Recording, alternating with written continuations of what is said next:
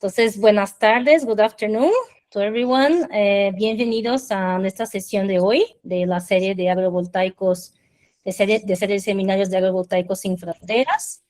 Yo soy Talita Abrosini, soy investigadora postdoctoral en la Universidad Nacional Autónoma de México. Formo parte del comité organizador de esta serie de seminarios y hoy junto con mi compañero Adrián García del Instituto Politécnico Nacional, del Centro de Investigación en Ciencias Aplicadas y Tecnología Avanzada, seremos los facilitadores de esta sesión del día de hoy.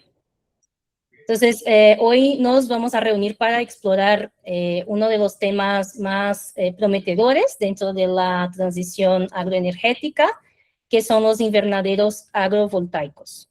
Entonces, muchas gracias por acompañarnos y por formar parte de esta comunidad en crecimiento.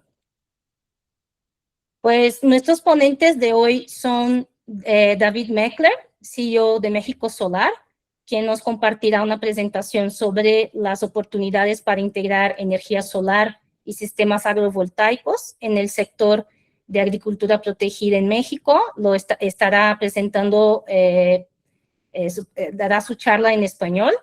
Y también nos acompaña Murat Kacira, Director del Controlled Environment Agricultural Center y profesor de Biosystems Engineering en la Universidad de Arizona, quien presentará sobre sistemas de invernaderos integrados con tecnologías fotovoltaicas y cubiertas selectivas por longitud de onda, y lo va a presentar en inglés. Al final de cada presentación vamos a tener un espacio abierto para preguntas y discusión. Entonces les invitamos a todos a participar, a compartir sus experiencias y plantear sus inquietudes para seguir fortaleciendo ese diálogo. Entonces, pues sin más demora, les presento a David. A ver. Talita. Perdón, sí. Hola, hola.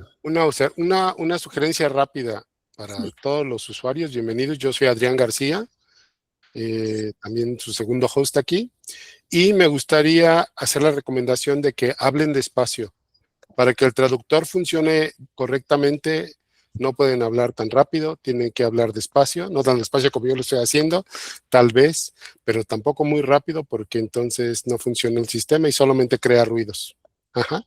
Muchísimas gracias y muchas gracias, David, desde Querétaro, México. Perfecto. Con todo gusto. Adrián, muchas gracias por tenernos. Gracias, Talita. José y Cristín, también muchísimas gracias por invitarnos. Es un gusto para mí estar en Agrovoltaicos Sin Fronteras el día de hoy.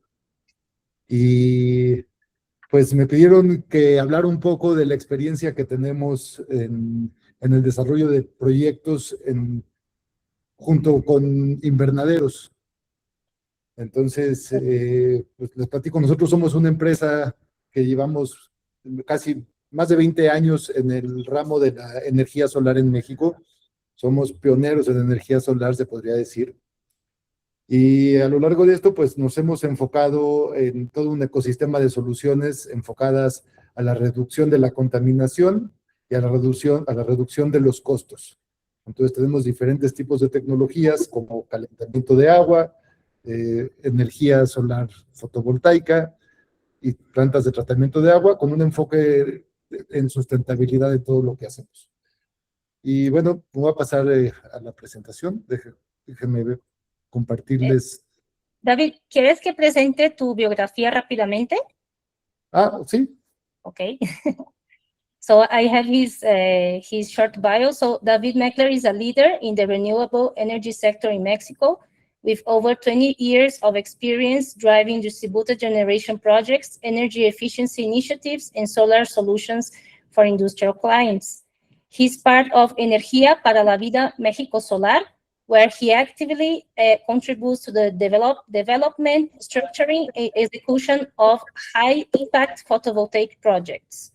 His profile combines a strong technical foundation with a strategic business vision, enabling him to design energy solutions that optimize costs, mitigate regulatory risks, and generate long-term financial values for his clients. Perfect. Thank you. Well, let me That's what I wanted to say. So,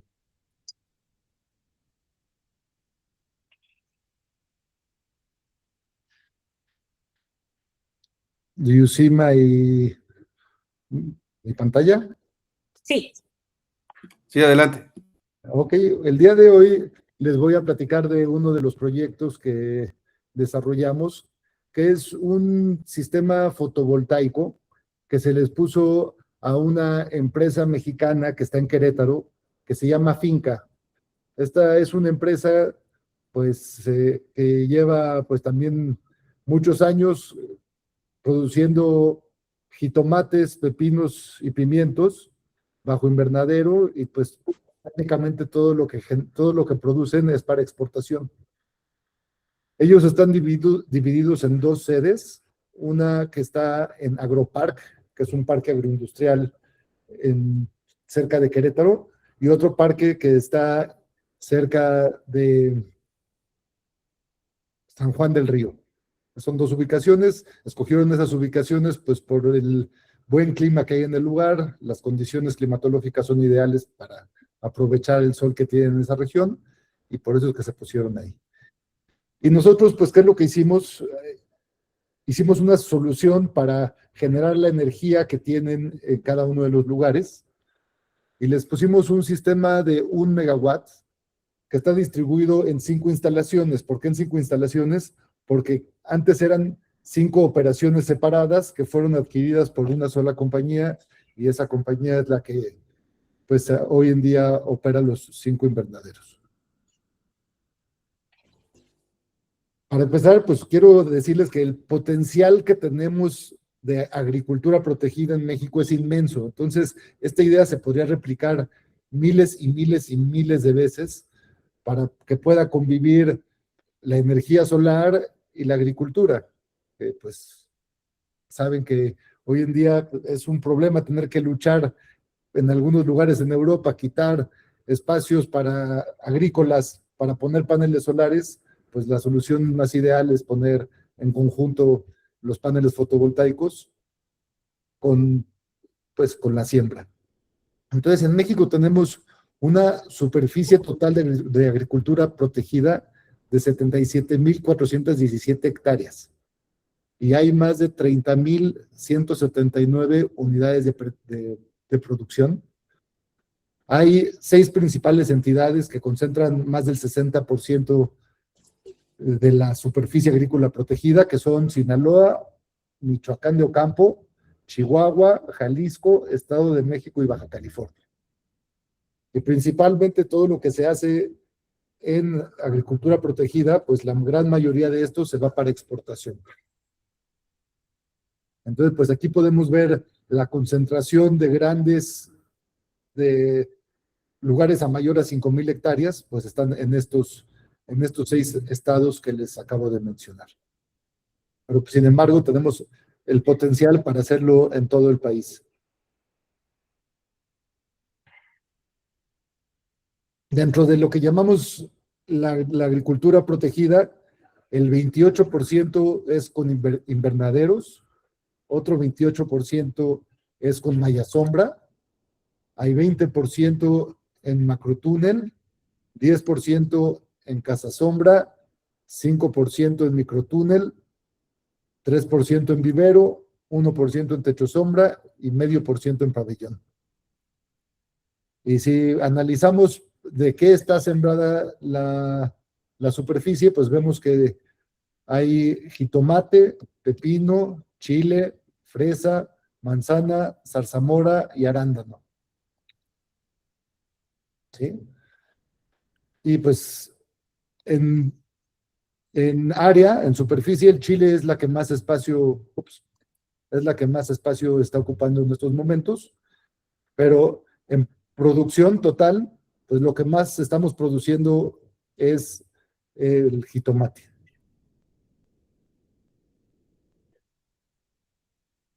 Y ahora, bueno, entrando en específico a este lugar, pues como les platicaba, Finca Huehuetes es una empresa agroindustrial mexicana que desde el 2009 se dedica al cultivo en invernadero de tomates, pepinos y pimientos para exportar a Estados Unidos y Canadá. Hay dos sedes, la sede Agropark, que es la que vemos aquí en la parte de arriba, tienen 10 hectáreas de invernadero de vidrio, más 21 hectáreas de invernadero plástico. ¿Sí? Y en San Antonio tienen 21 hectáreas de invernadero de vidrio y más 2 hectáreas de empaque. ¿Sí? Y bueno, ahorita junto con la Universidad de Arizona se está haciendo una alianza para recomendar qué cultivos sembrar en los equipos bajos y en los equipos altos que tenemos, que se instalaron en ese lugar.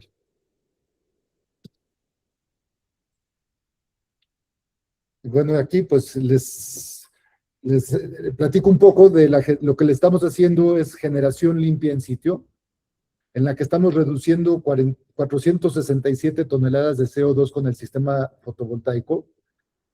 Y pues además es un sistema completamente automatizado e inteligente en el que el 100% del CO2 que se emiten en las calderas se ingresa al invernadero para fomentar la fotosíntesis.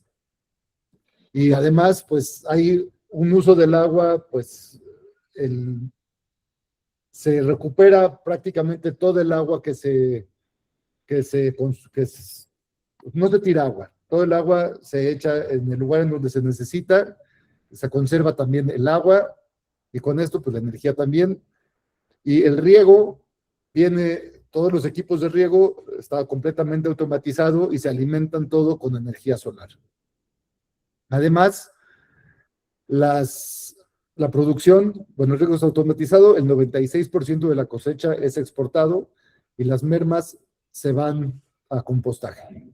Actualmente lo que tienen es pimiento, tomates, también tomates grape, cocktail y midley, que son las variedades de jitomates que tienen. Estas fotos pues son las fotos del lugar de lo que tienen ahí sembrando. Si ven, pues es una operación que está bastante automatizada. Tienen sistemas que llevan las canastas para que se coseche todo de forma completamente automatizada. Tienen sistemas de vidrio con los que pueden controlar perfectamente bien la temperatura del lugar. Cuando hace mucho calor, pueden abrir el techo para que se salga el calor. Cuando hace frío, pueden calentarlo con las calderas que tienen.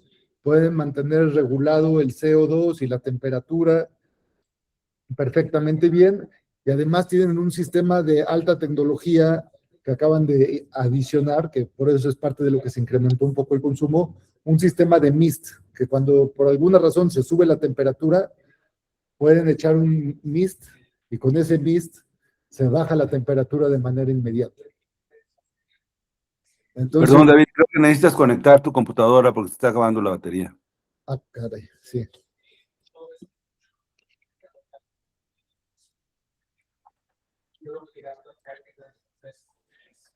Listo.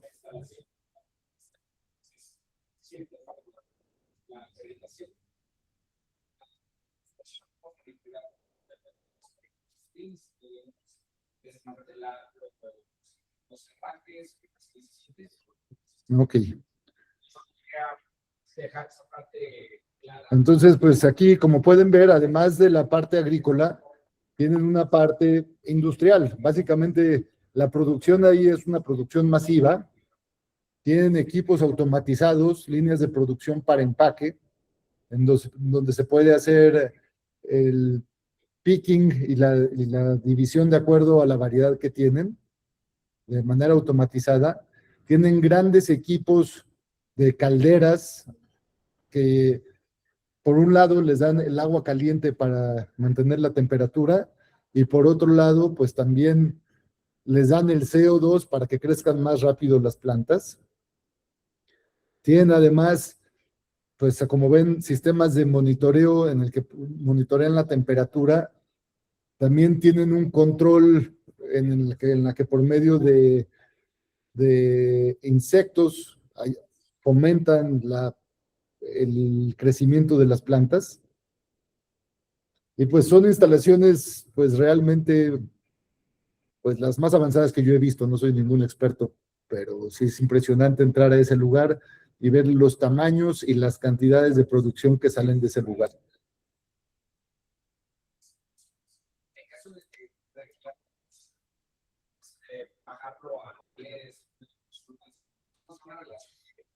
Bueno, y aquí, pues lo que les hicimos a este cliente es un sistema que se los vendimos a través de un PPA. Y esto es lo que me gustaría compartirles. La solución de meter energía solar a sus, eh, aplicaciones agrícolas, pues en este caso no les está costando. ¿Por qué? Porque lo que hacemos es reemplazar el consumo que tienen de la CFE. En CFE, en México tenemos un monopolio de la energía, que es CFE, y nos dan una tarifa, que es una tarifa bastante elevada. Entonces, para nosotros, con esto de PPA, que es un Power Purchase Agreement, quiere decir que les vendemos la energía que generamos, pues le quitamos al cliente los problemas que tienen para no hacerlo. ¿Por qué? Pues porque les hacemos la ingeniería del sistema, vemos qué es lo que necesitan, hacemos la instalación, hacemos la operación y el mantenimiento y mantenemos todo controlado y operando de manera óptima. Entonces, ¿qué es lo que hacemos? Les decimos, vamos a poner equipos solares en tu invernadero y hacemos un contrato para que durante 5 años tú me compres la energía a un precio menor del que se le estás pagando a CFE. Entonces, ellos se comprometen a 5 años pagarme esa energía con un descuento y cuando termina el plazo, tienen una opción de compra que la pueden ejercer o pueden seguir con el PPA funcionando. Y dentro del PPA que tenemos, les hacemos una escalación del 8% anual del costo de la energía que le vendimos. Por el precio de kilowatt que le estamos vendiendo, es un precio muy competitivo porque estamos 23% por debajo del precio que les ofrece CFE. Y además le damos una garantía de desempeño del 85% de la energía anual estimada. Entonces, pues sin que tengan que hacer ninguna inversión de ningún índole, firmamos un contrato y les damos energía gratis. Bueno, gratis pagando la energía que nosotros les generamos durante el plazo que tenemos acordado.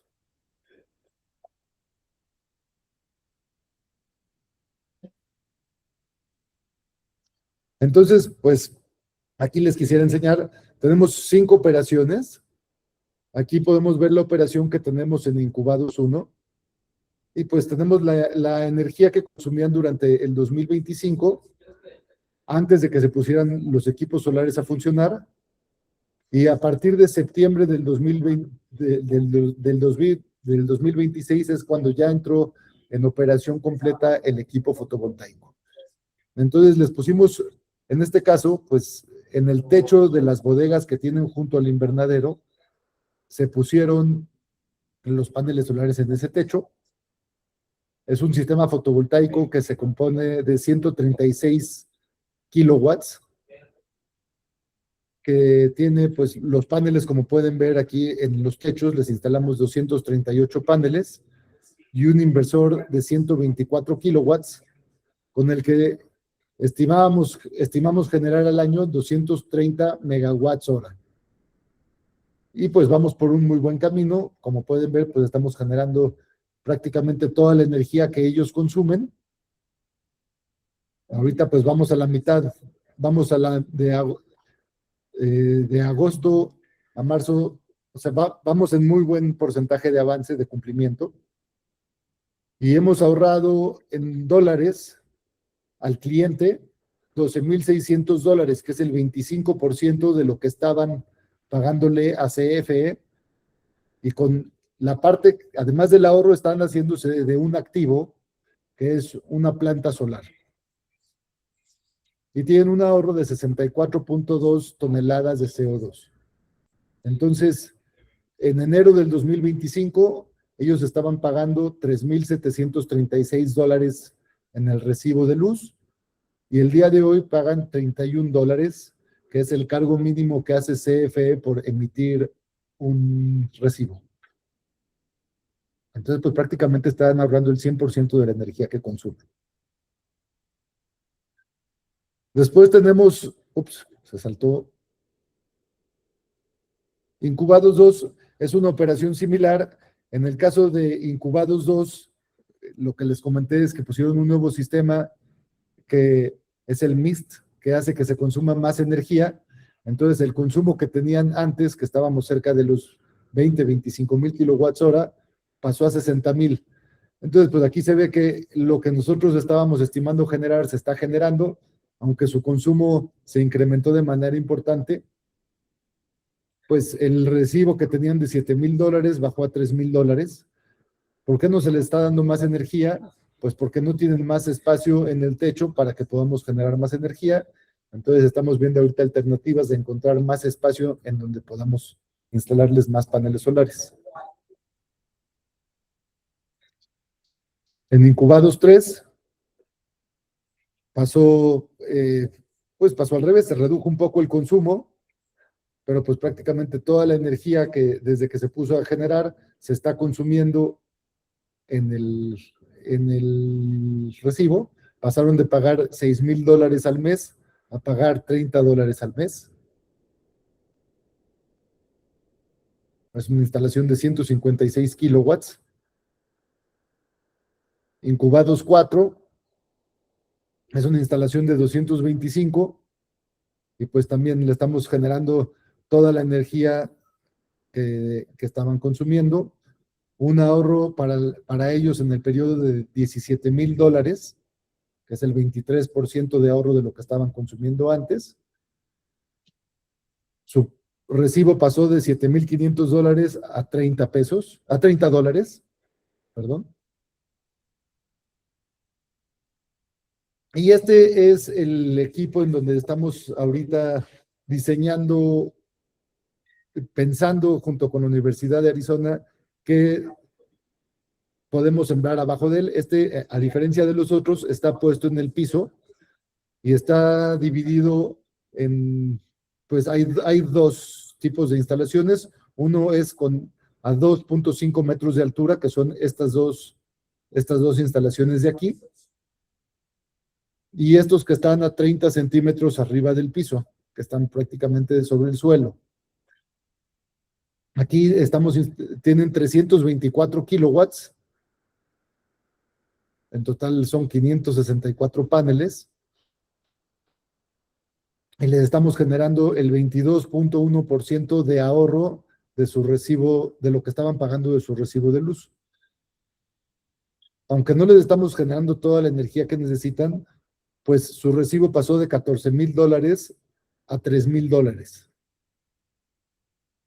Entonces, pues es resultados bastante alentadores que pues se pueden repetir en cientos de hectáreas que tenemos en todo el país, si logramos difundirlo y hacer que pues todos los agricultores puedan entrar a esta tendencia. Si ven, pues todas las operaciones están juntas una a la otra. Aquí vemos la 1, 2, 3 y 4. En total es 1.068 kilowatts en cinco plantas. Son 1,859 paneles. El ahorro acumulado que ha tenido es de $80,000.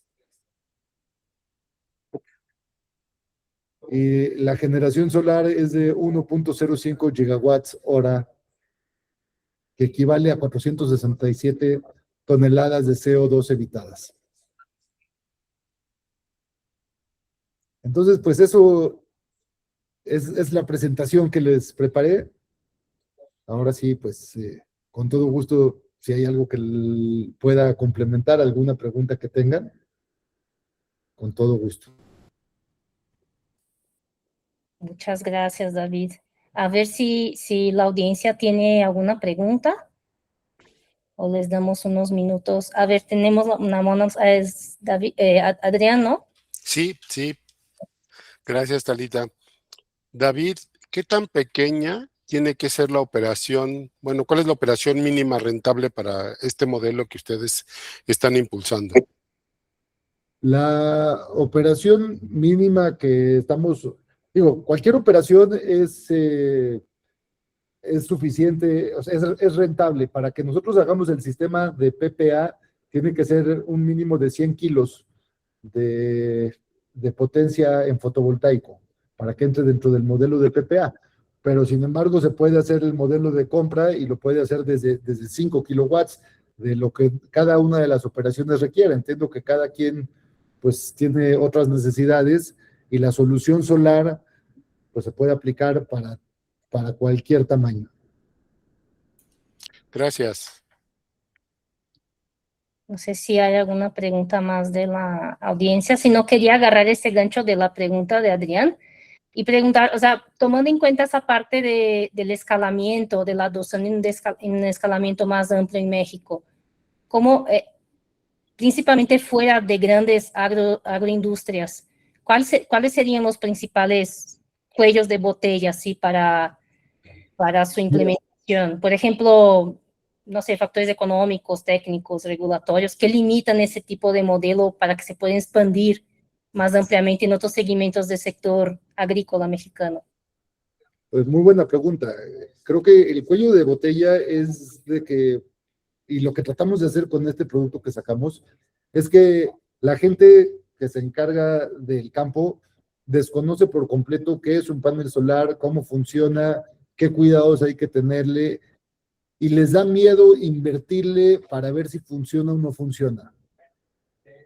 Para nosotros es una solución 100% probada, que lleva varias décadas funcionando en el planeta y en el espacio, y que sabemos que funciona y que va a funcionar a largo plazo. Entonces, lo primero es pues darle la tranquilidad a la gente que está haciendo agricultura, que es una solución que ya existe desde hace muchos años, de que es una solución técnicamente viable y que ahora y más en los últimos años es súper viable implementarla. Y en México, pues una parte de los problemas y de los cuellos de botella es de que es muy difícil hacer los trámites con CFE, que es un monopolio. Entonces, ahorita CFE cada vez está haciendo pues, más complicado el que te puedas conectar, cada vez es más tardado hacerlo, pero es una cosa que solamente la tienes que hacer una vez en cada lugar. Entonces, una vez que ya queda hecho, pues ya lo haces para toda la vida. Entonces, yo diría, pues, el cuello de botella sería que la gente esté dispuesta a invertirle en una cosa que va a hacer que su producción, que su operación sea más rentable. En México el costo de la energía es muy alto. Bueno, también otra de las cosas es que hay un subsidio para el riego. Entonces, para la tarifa de riego es una tarifa muy subsidiada, y para la tarifa que no es de riego es una tarifa que es alta. Entonces, los que pagan tarifa subsidiada es menos conveniente, o hay que hacer a más largo plazo el PPA para que valga la pena, para que tengan un ahorro, y la gente que paga una tarifa regular, pues les vale mucho la pena hacerlo. Entonces, esa sería yo creo que la respuesta completa, Talita. Muchas gracias, David. Tenemos otra pregunta de Eduardo Guerra. Sí, Eduardo. Hola David, muchas gracias por tu presentación, muy interesante. Mi nombre es Eduardo Guerra, de Youth Power Ventures, y tengo una consulta con respecto a los gráficos que tú mostrabas en cuanto a lo que es el consumo eléctrico y la producción solar. En mi experiencia, en muchos casos hay lugares en los cuales está restringido el entregar energía de vuelta a la red, por lo cual todo tiene que ser consumido dentro antes del medidor, detrás del medidor, por decirlo de una forma. ¿Has tenido en tus diseños o en los en los proyectos que has desarrollado, problemas de, ¿cómo se llama esto? De generación y consumo al mismo tiempo, en el cual tiene que ser curtailed o tiene que ser interrumpida la generación solar porque no existe el consumo energético. Muy buena pregunta. Es cierto, en México tenemos en la península, en las Baja Californias, hay una restricción, no hay capacidad de la red para aceptar energía, para aceptar energía en muchos lugares. Nosotros, estos proyectos que estamos haciendo, prácticamente en México hay dos redes, la de Baja California y la de todo el resto del país. En el resto del país no tenemos ese problema y podemos estar inyectando energía a la red. La solución para cuando no puedes hacer conexión, cuando no puedes exportar la energía a la red, porque pues, es simplemente reducir la generación del sistema a tu consumo que tengas durante las horas del día. Entonces, sí esa es una solución. Otra solución es poner baterías, y con esas baterías, esa energía que tú generes y que no se esté consumiendo de manera instantánea, la puedes almacenar en baterías y posteriormente usarlo, que es ahí además puedes tener ventajas adicionales de inyectar la energía en el horario punta. Hay varias reglas dentro de la ley. Hay reglamentación para instalaciones de menos de 500 kilowatts. Hay reglamentaciones para más de 700 kilowatts, hasta 20 megas. Y cada una tiene sus asegúnes, pero pues prácticamente lo que quiere hacer CFE es que pongas baterías en las instalaciones solares para que no sobrecargues la red que tienen ellos. Fantástico, muchas gracias. No sé si tenemos a leer de Cristín. Sí, Cristín. David, thank you so much for the presentation. I have a quick question from the agricultural point of view, which I know is not your specialty, but do you see from the producer's point of view that they also have an advantage to powering the greenhouses with solar, like from a marketing perspective, say, where they can show that they're using green energy to produce products? Are they able to get any difference in price for those if they're doing it organic versus using green energy or something like this? Well, they do, because they have ESG directives, and they are investors, big funds from the US, and they have lineamientos that they have to be environmentally friendly. So it works for them. It's good. They prefer to be green, and I think that it also makes a difference on their customers, because their customers prefer to have green energy and environmentally friendly products than having polluting products. Yeah, awesome. Thank you. No sé si tenemos alguna pregunta más de la audiencia. Si no, solo queda agradecernos mucho, David, por tu presentación. Muchas gracias por tu ponencia, y creo que ahora pasaría la palabra a mi compañero Adrián para que pueda presentar nuestro próximo ponente. Con todo gusto. Thank you, Talita. Our next guest is, I have it here somewhere. Christine, send it to me. Sorry. Talita, why don't you go ahead, because I can find the information. Please. Okay, I have it here.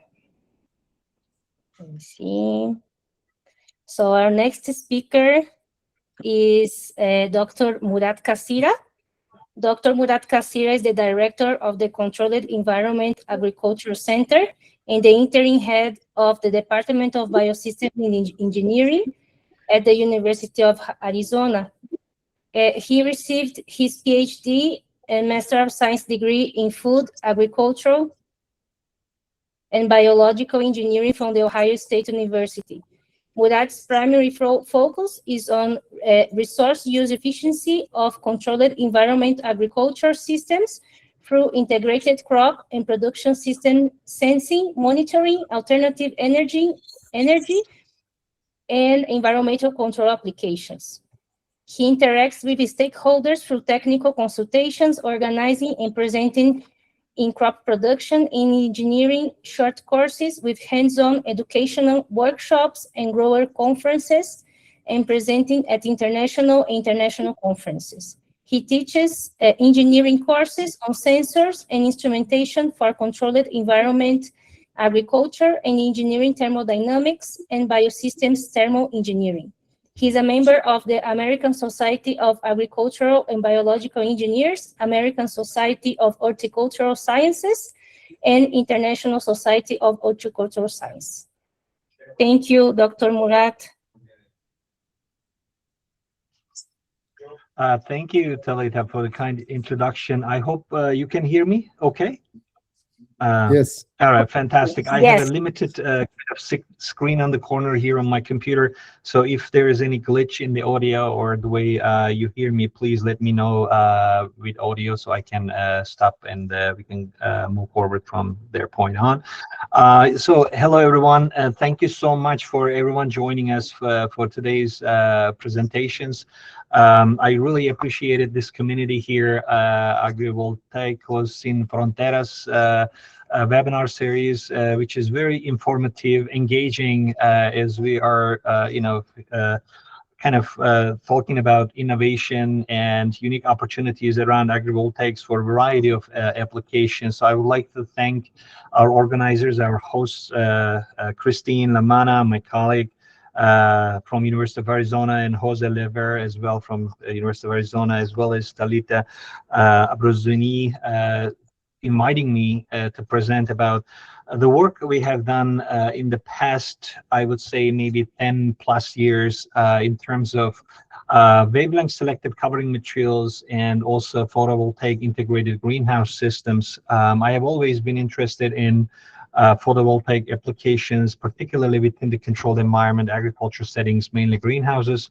My focus has been around using photovoltaic systems as a covering material, mostly placed on the roof of a greenhouse or in the greenhouse to co-produce food and power within the same footprint of the greenhouse food production system. So I will talk a little bit about some of our research activities in this topic.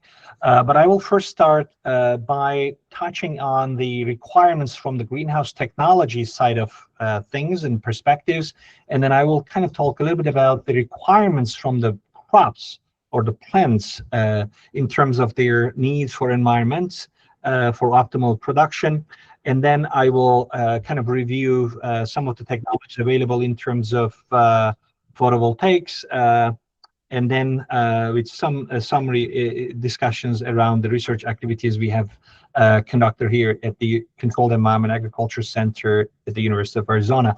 So greenhouses are systems and technologies that provides controlled environments to grow a variety of crops within a controlled setting.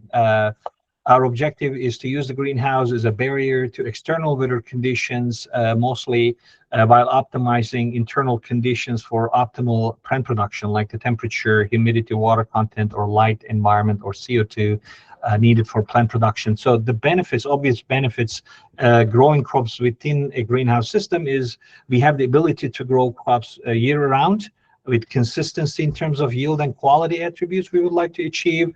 Of course, have a control over the variety of environmental variables in that production setting, increase yields, as well as with the improved quality attributes as well as consistency from that production. In terms of the general energy consumptions that we observe from greenhouse systems, depending on the location, the climate, the crops being grown, as well as the level of technology being used. For example, in terms of low-tech greenhouses, such as the one that you see on this slide here, where we have a simple system structure, passive systems with minimal mechanical and electrical components, really relying on natural sunlight to control the air temperature within the greenhouse without any advanced climate control systems. In a system like this with low-tech greenhouses, the required energy consumption would be somewhere between 2 to 10 kilowatt hours per meter square per year basis, again, depending on the climate and region we are in as well. If we are in a medium tech greenhouse, then with some level of controls, environmental controls, a moderate level of technology may be used, maybe for irrigation or environmental control, then the required amount of electrical energy consumption would be somewhere between 10 to 40 kilowatt hours per meter square per year.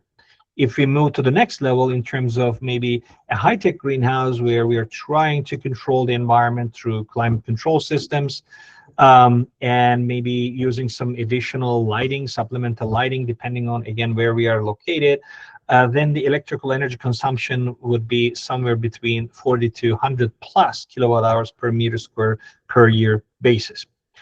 I would like to point out at this time that the decision-making in terms of technology selection for greenhouse systems should be adaptive. It doesn't always mean, that we need to consider a high-tech greenhouse.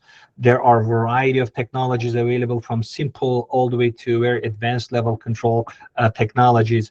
With the adaptive technology, we need to focus on the end objective. What is our objective in terms of the yield outcome or the quality outcome we expect, or meeting the expectations of the consumer, or maybe for the local markets. So then we can present a viable, meaningful business opportunity. When it comes to plants grown in greenhouses or controlled environment agriculture settings, there are 9 significant parameters affecting plant growth. So we have to keep this in mind in terms of technology selection, or in this case, how we incorporate photovoltaic systems to a greenhouse system. 5 of those key significant parameters are above the ground level, at the shoot level, which are light, air temperature, carbon dioxide level, humidity, water content, as well as air current speed, air velocity around the plant leaf or canopy. And the 4 of the other fundamental parameters are at the root zone level: the availability of nutrients, root zone temperature, the water availability, as well as dissolved oxygen. We have to make sure all of these variables are balanced and orchestrated in a way that maintained in a way that we are achieving optimal yield and quality for the end objective, end goal. When it comes to light for plant growth and yield and quality, there are 2 things really critical: the light intensity available for the plants in terms of the energy of the light provided to the plants, and the plants, how plants receive it and respond to it. That intensity or energy we can present within a given specific wavelength or the spectrum called photosynthetically active radiation between 400 to 700 nanometer range with the units of micromoles meters per second. As you can see here on this graph, which is really critical, and this is kind of a, I would say, kind of a Bible for a photobiologist or scientist, where we really focus on the relative photosynthetic efficiency at different wavelengths. As you can see within that photosynthetically active radiation, the blue wavelength as well as red and orange wavelengths are really critical, enhancing the photosynthetic efficiency, and also because of the chlorophyll absorption being more effective in the blue and red wavelengths. And there's also the quality of the light, meaning the spectrum of the light affecting plant growth in unique ways. So depending on what type of color of the light we have or the spectrum provided, or maybe the combinations of those spectrums would certainly have an effect not only for the growth and development, but also maybe the quality attributes of the plant, maybe vitamins and secondary metabolites, or the health benefiting compounds accumulating in the plant that we would like to achieve by strategically controlling the light spectrum and the quality. So those are the kind of things that we need to keep in mind whenever we are considering the light intensity and quality, or the structural elements that will have an effect in this particular variable in a greenhouse system. I would like to point out that plants are a great integrator of their environments. They respond to instantaneous environments, for example, the maximum temperature, air temperature, minimum air temperature, or maybe the maximum light or the minimum light.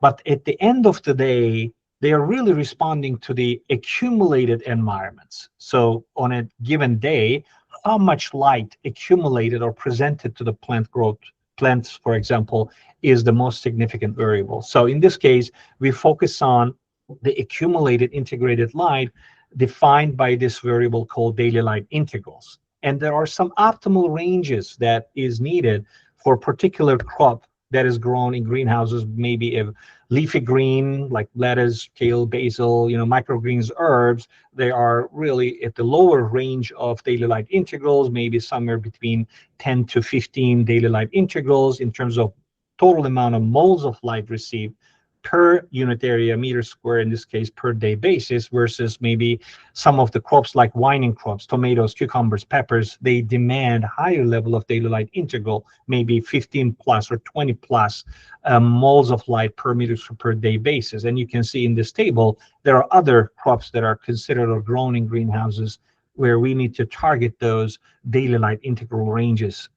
And also, given the location and the region we are, there is a variation in terms of the outdoor daily light integral availability to the plants. This is the map of daily light integrals for United States, and we can have access to this information for other regions around the world. As you can see in Tucson, Arizona, we are favored, in terms of our climate here. As you can see, in January, the minimums we have is around 20-25 daily light integrals versus the July-August time period. We are reaching up to maybe 50-60 daily light integrals, well above the optimal ranges that we need for a crop production in greenhouses. So it's most of the time we need to shade, we need to provide some filtering of that light in our case. But as you can see, there is that cycling of daily light integral that we would like to achieve. So in terms of agrivoltaic systems, there are a variety of technologies available, from open systems to closed systems. In terms of the structures that we considered, for example, maybe interspacing of photovoltaics, maybe overhead PV systems on the greenhouse, or maybe on the side of the greenhouse, on a building, for example, as David explained. Maybe PV greenhouses where we are able to use the photovoltaic system as a covering material. Maybe the module dynamics in terms of tracking sunlight, fixed versus stationary, or maybe tracking type of systems. Or maybe the PV system transparency. Maybe it's totally opaque. That can be used maybe on the side of the greenhouse, or maybe strategically deployed on the roof of the greenhouse, partially covering the plant with some light transmission, or maybe a semi-transparent photovoltaic system transmitting light in terms of its intensity, energetics, as well as maybe the light quality. Or maybe another type of greenhouse system incorporated with photovoltaics, semi-transparent, maybe wavelength selective option with the photovoltaic systems. And you can see there are a variety of applications when it comes to agricultural operations, maybe grassland farming outdoors, cropping outdoors, maybe indoors with horticulture, agriculture, greenhouse production, or maybe aquaculture systems where we don't need maybe really the highlight intensities, but still the need to filter the light for the aquatic species to produce electricity as well. So in terms of the technologies with agrivoltaic systems, there are a variety of options out there. Maybe a thin film photovoltaic system where the active material of the photovoltaic technology is being tuned to transmit specific wavelengths of the lights for plants, and then converting some of the spectrum for into electricity, such as maybe organic photovoltaic films technology. These are plastic films able to produce electricity. On the other hand, maybe a spatially segmented photovoltaic system with selective colored layer, for instance. So in this case, we have the ability to uniquely selective wavelengths we need to be transmitted for the plant, but also specific wavelengths shifted towards enhancing the efficiency of maybe electricity production with the photovoltaic system, or maybe concentrated photovoltaic systems, as we're able to, these are spectral splitting or beam splitting type of photovoltaic systems, where we are again able to transmit some of the wavelengths and the light energy to the plants, while we are also focusing or filtering or directing some of the light to a PV cell to produce electricity. And then there is the luminescent solar concentrator-based systems, again, where we are able to filter some of the spectrum of light, direct it to a location where the PV cells are located. In this case, maybe a luminescent solar concentrator, a glass maybe panel. On the side of the panel, where we would have some photovoltaic cells or strips that are able to receive the light and generate electricity. So there are different technologies that are available, of course, developing further in terms of technological enhancements with agrivoltaic systems. So the advantage of using wavelength selective covering material in a greenhouse system is that we have control over the light spectrum entering the greenhouse, optimization of light for the plant growth and photosynthesis. We can reduce energy consumption for temperature control, maybe the ability to save water because we are partially, shading the crop, for example, and also protecting plants from maybe harmful exposures to UV radiation. I would like to also underline that we need a specific kind of amount of UV light for certain crops that we can, enhance the quality attributes, and maybe in a greenhouse with vining crops like tomato, where we need pollination, where we're using bees, we need that UV light because bees need UV light to guide themselves in an environment like the greenhouse. So we need to be strategic in terms of how we are blocking or penetrating UV light.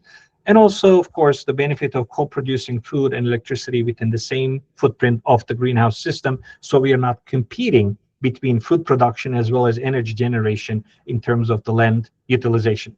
So some of the work that we have done in terms of wavelength selective covering materials, as well as photovoltaic systems integrated to greenhouses, dating back to 2012 when we started our research here at the Controlled Environment Agriculture Center in my lab with some of my students here, Polly John, worked in an off-grid greenhouse system. In this case, the PV panels were constructed on the side of the greenhouse.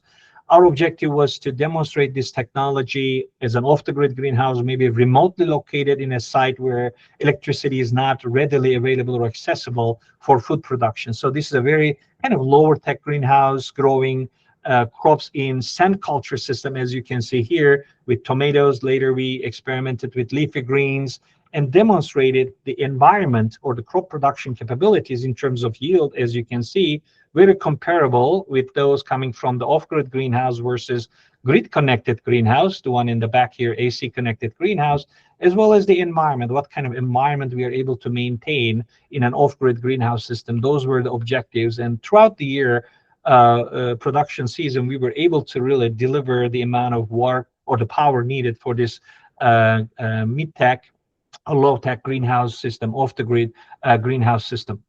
I believe there are some really possible impactful applications for an off-grid greenhouse system, considering some unique examples. For example, maybe a refugee camp, or maybe at times where we have some disasters, the community members needing access to food immediately, or maybe a remote forward operating basis where we need some sort of safety security in terms of food production, maybe in a containerized system, or maybe in a greenhouse system where you can have multi-layered cropping growing in the greenhouse in the facility, or maybe a desert climate like ours, or maybe Arctic communities where electricity could be challenging in remote location, or maybe remotely located indigenous communities where electricity may not be available. There's a need maybe for a long distance travel to fresh produce. So those are the kind of locations where we see some possible impactful application of an off-grid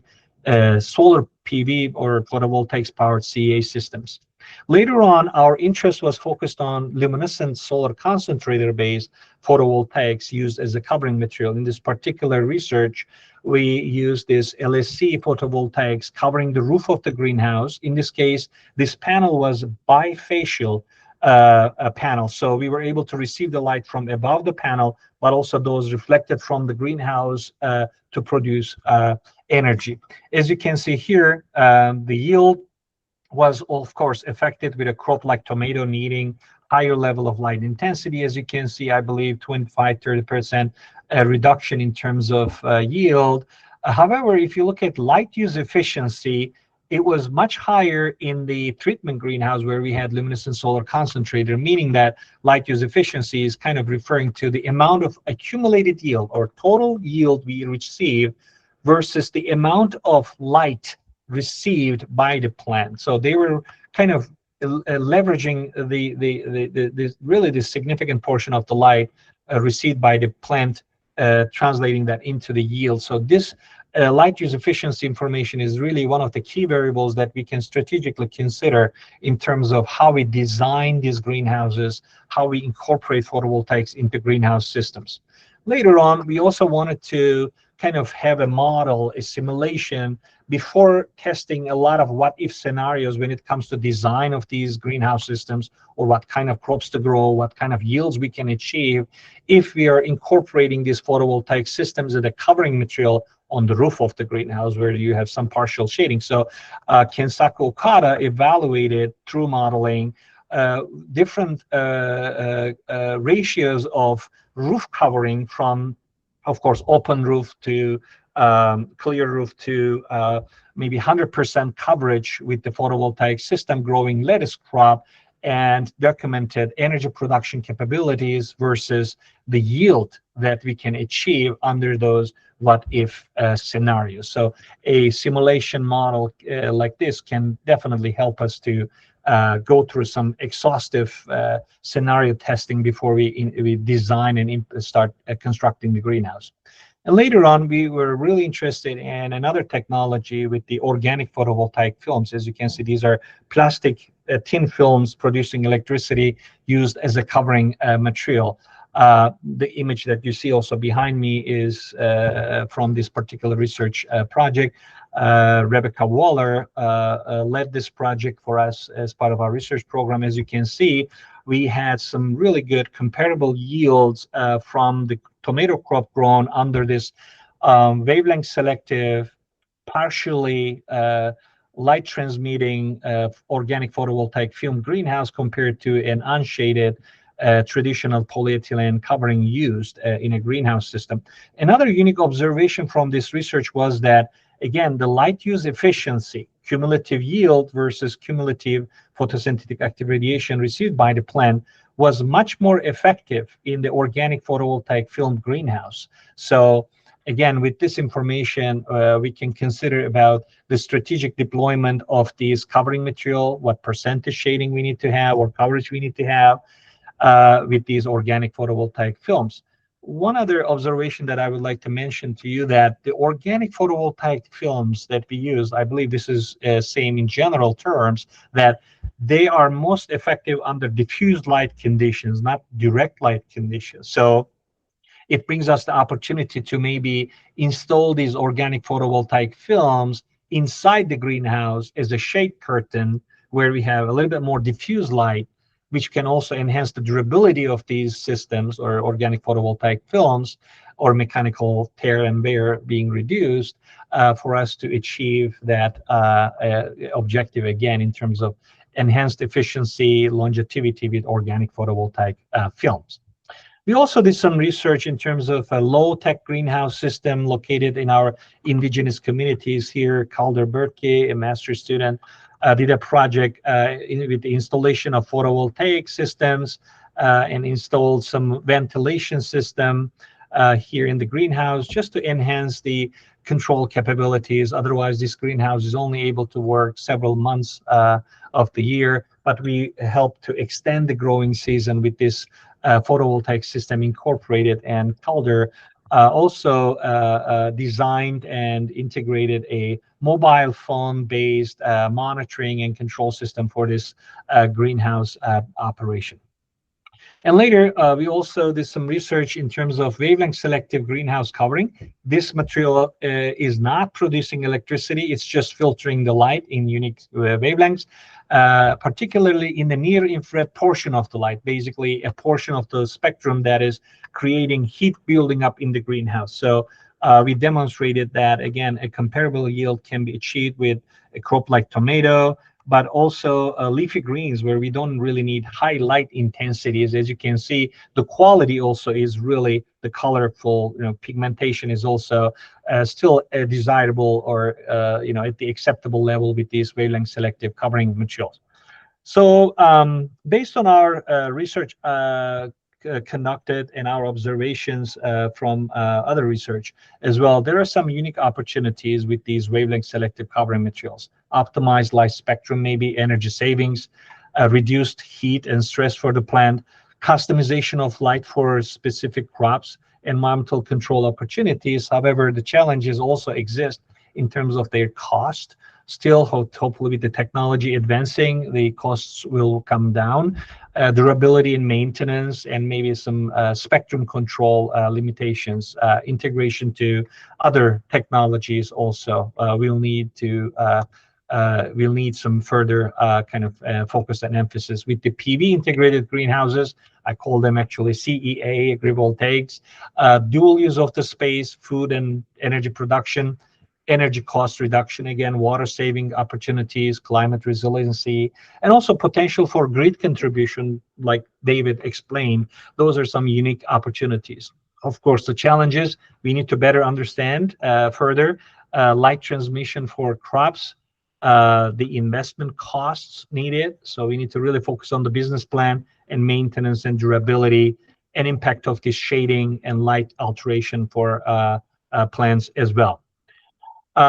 So with that said, I believe there are some really exciting opportunities with photovoltaics integrated to greenhouse systems. And I am really excited also with the opportunities like this platform that we are able to come together and then discuss about this innovation together. There are some recommended lists of literature that I would like to also provide you here if those of you who are interested in further details about the research that I presented to you. Again, with that said, thank you so much again for the opportunity, and I'm happy to respond to your questions, as I did not see my chat screen, but I'm happy to respond to those questions if we have time. Thank you.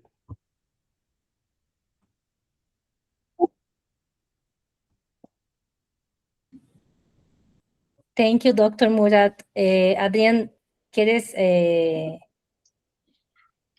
abrir las preguntas? Sí, claro. Adelante, David, por favor. Recuerden que pueden formular su pregunta en inglés o español. And we will ask Dr. Murat to choose the language too. Go ahead, David. Adelante, David. Well, it was a great presentation, Doctor. It's a pleasure to see you here again. And I just want to point out that our client, Finca, it's also one of your students in the university, and he managed to learn all of that you were talking about and put it into practice in Querétaro, in Finca, Jorge del Toro. And he sends his regards.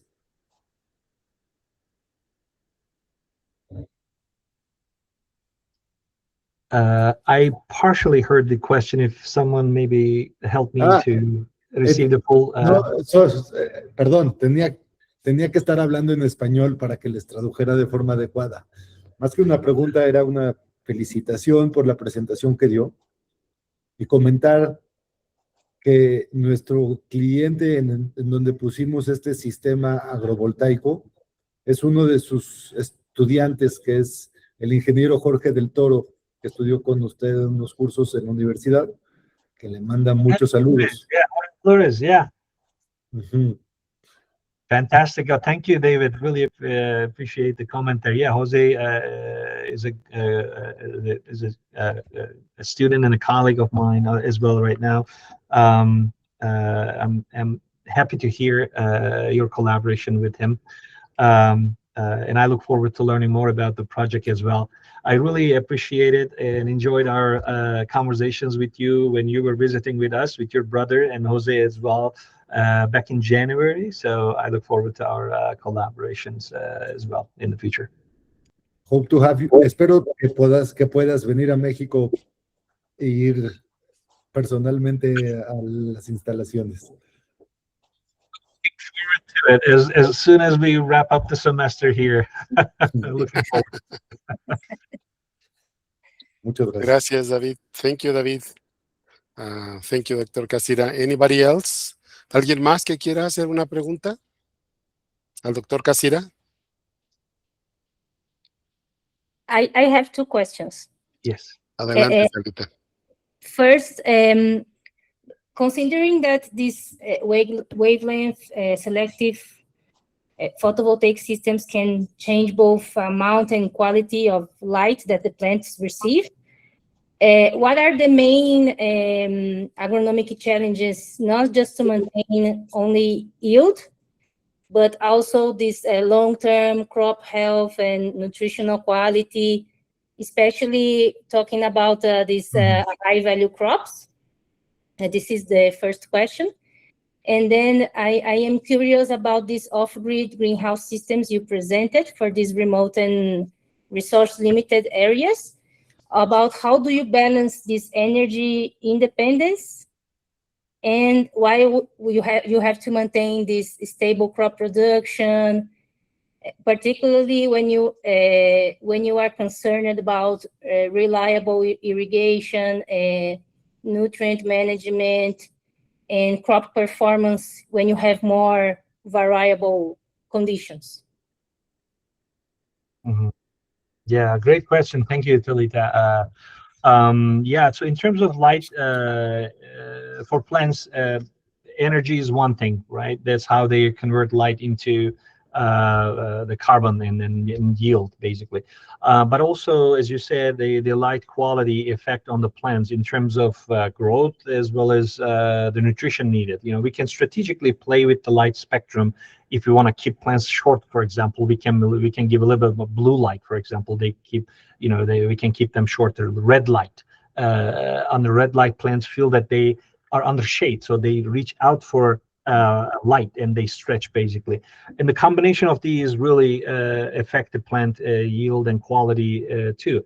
So on one hand, we can strategically use to enhance vitamins, you know, health benefiting compounds, secondary metabolites. On the other hand, the plants may also respond in some other unique ways. For example, in terms of the growth of the plant, which may demand maybe additional effort. For example, in a crop like tomato, where you need weekly maintenance, like de-leafing, pruning, you know, under those conditions, on one hand, we are achieving some positive objectives. On the other hand, it may require maybe additional effort in terms of labor work, for example, or maybe the transpiration would be affected. In turn, the water content in the environment would be effective, and then you need to consider the environmental control side of it. So all of this needs to be considered in terms of plant production side of it, the growth and yield, as well as environmental control side of it, so we can have some balance in terms of end goal, the objective versus the investment needed when photovoltaics integration considered for greenhouses. So that's a great point. The other question in terms of off-grid greenhouses, in our case, it was small scale, you know, greenhouse, maybe high tunnel converted into a greenhouse, hoop house converted into a greenhouse for some seasons extension case where you don't need a large footprint for greenhouse with the photovoltaics, basically. So in this case, a proper design, maybe being able to meet the demand of the greenhouse for electrical power and would help us to assure, you know, the quality of the environmental conditions or the environments that we want, optimal environment we want for not only it, but also the quality that we would like to achieve. So there's that kind of design consideration and also scale, the scalability. So in a remote site, totally off the grid, a a very large greenhouse operation at the commercial scale with high tech really needs a critical focus in terms of the objective and the business goal, if totally off the grid. Great. Thank you. Very interesting. Very interesting talk. Thank you very much. Thank you, Dr. Kacira. Thank you, Talita. Go ahead, Christine. You have a question? Yeah, thanks, Adrian. Thanks, Murat. One thing that was coming to mind for me is the controlled environment agrivoltaics versus sort of the open field agrivoltaics. One thing we see with especially overhead panels is that they change the humidity, they change the airspeed, the velocity through the system, which in some conditions can create a worse environment for some pests or diseases. Like you can get more mildew sometimes, or you can get more pests in those areas because you have more humidity and less airflow. In the controlled environment, do you also see any changes in those incidences of pests or other problems with the wavelength selective coverings that you're talking about, or is it not an issue because we're in a controlled environment? Yes, exactly. So we have the ability to control those conditions in terms of the temperature, humidity, and maybe air current, airflow as well through the use of technology or proper, management of the greenhouse system. But you're also correct that the insects, for example, population and community under these structures. How they affect the light quality, for example, spectrum. There are some unique studies that I'm happy to share as a follow-up in the literature. These were with plastic coverings as well as shade nets used with some wavelength selective options. And there are some, also among those, there are some positive effects suppressing the pest infestation. These are my colleagues mainly from Italy as well as Israel. Those are the groups, they did a lot of studies on these with colorful wavelength selective shade curtains. So, but what I'm trying to say is there's that IPM or the pest kind of management side of things with these technologies, in addition to other variables that I touched on. Fantastic, thank you. Go ahead, David Mekler.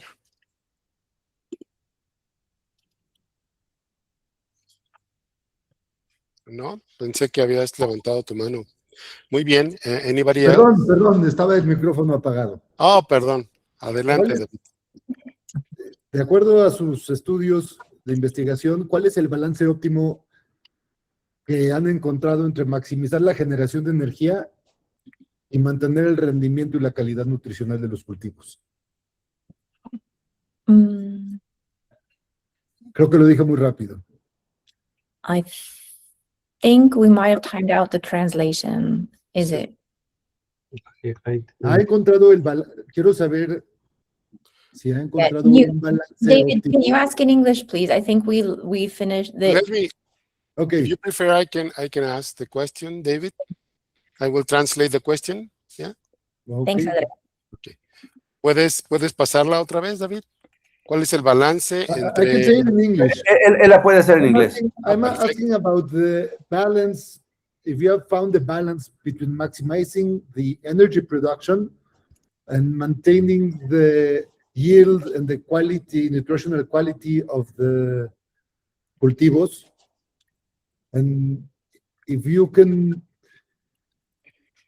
how does it translate to a compensation or a return on investment for a commercial agricultural project?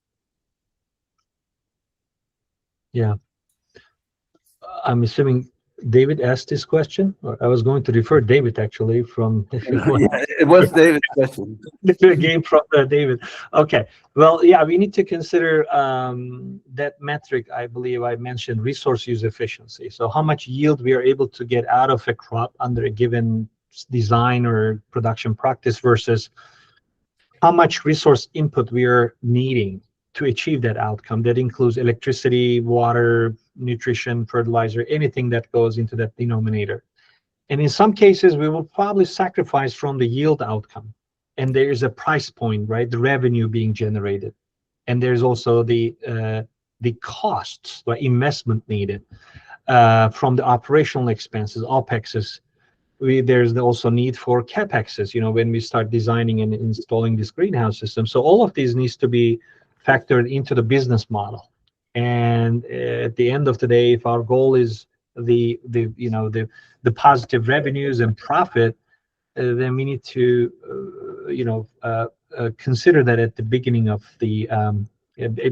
this exercise, you know, in terms of our interest to incorporate photovoltaics into greenhouse systems. So just focusing on that metric, I think, is not always the yield outcome standalone, you know, metric. It is also what we need from OPEX and CapExes going into that business plan. Thank you. And that was our objective with that modeling simulation study that I presented. You know, how much power generation needed consumption versus how much yield we have. Mm-hmm. And if we can bring the economics into it, I think that helps in terms of those what-if scenarios for property. And to add more complexity to that, it's also we need to consider the time value of the energy that you're producing. When are you getting it to the grid, and at what price point are they paying the energy? Oh yeah, yeah, absolutely. And there is also those tariffs and on peak hours, off peak hours, and the cost of electricity, all that, you know. Thank you, Dr. Kacira. Thank you, David. Anybody else? Is there another question? No? Well, then let me ask. Dr. Kacira, you mentioned that these photovoltaic agro systems are for following up on the question that Talita asked you about this going to communities far away, disconnected from the grids, etc., etc. But I just heard all these economic aspects that you described, and I wonder, how do you manage to get these technologies to those communities that are far away and don't have enough resources, or how do you call this, campos de I forgot the word in English, but you know what I mean. Refugee. Refugee, exactly. Refugee camps. Yeah, absolutely. Great question. So again, this brings us back to the discussion that I had in the presentation, you know, adaptive technology. Again, if there's a really need, a justification to integrate a technology, this doesn't mean, you know, maybe photovoltaics, but other types of technologies, like maybe automation, environmental controls, you know, into greenhouse, then we have a justification there. And of course, that justification brings the investment, the cost, you know, the financial support needed.